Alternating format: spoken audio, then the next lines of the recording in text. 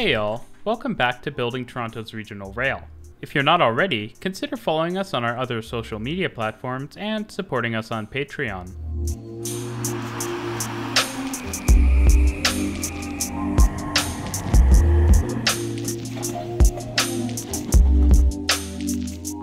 In this video, we'll be looking at the works going on at Unionville Station in Markham South. Unionville is a regional rail station at the moment, which has semi-frequent peak hour services in the peak direction and hourly off-peak service on the GO Stouffville line. Unionville is one stop north of Milliken on the line. Much like Kennedy, Agincourt, and Milliken, Unionville Station is going from a very basic single-track, single-platform affair with very Spartan amenities to a proper regional rail station. In addition, unlike at the other stations we'd covered on the Stouffville line, Unionville will actually have 3 tracks and platforms, as it will serve as the terminus for frequent bidirectional services. Unfortunately, Unionville is a really poor thought out station in my opinion. First, its access is primarily via car, and yet GO, somewhat oddly, is not improving that aspect of the station's access with a parking garage. Given the station's proximity to Highway 407, this might be actually one of the few places where that would make sense.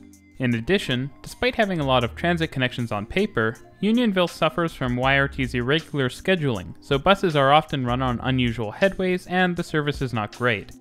The final nail in the coffin is the pedestrian access. There's actually a decent amount of density to the west of Unionville Station in downtown Markham. However, pedestrian connections are illogical and make the walk highly circuitous.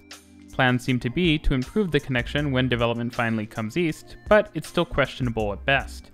Approaching the platforms, once again, the large canopy really enhances the station's presence. I really think a big GO sign near the 407 would be wise too. We can also see our new Presto readers adjacent to the platform access points. Nice. Now, looking at the rebuild work, we can see that as with the other stations on the line, a brand new canopy over the original platform and future northbound platform is now visible. Though, as you've probably come to expect, a temporary wooden platform is being used with one of the new tracks. Across the track, you can also see the wide future island platform. I think it's important to point out as well the straight edges, as this is not something that exists in many places on the network, including a few stations down at Agincourt. I think it looks nice. On the far side of the island will be a turnaround track, which will aid in the operations of frequent services to the south. Looking at it more, it's clear that the original platform is really far along. It should be noted that all the new platforms have integrated snowmelt systems as well. We can also see some vertical access and utilities on the island platform, and downtown Markham in the distance.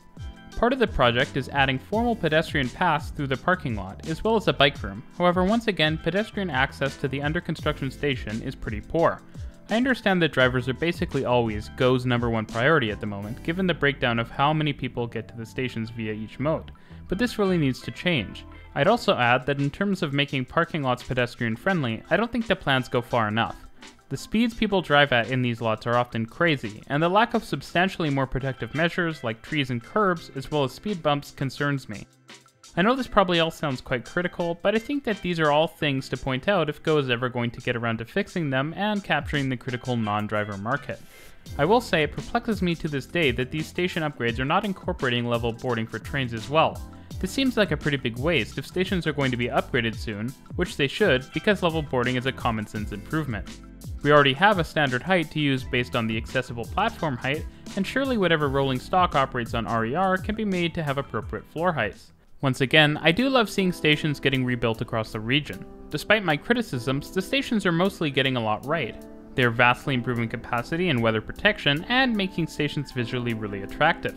With this, we've covered all of the Stouffville line stations, and while we will return when work is substantially further ahead, we're going to spend some time in future videos exploring other GO lines and projects. Stay tuned to the channel for more Building Toronto's Regional Rail, and as always, good night.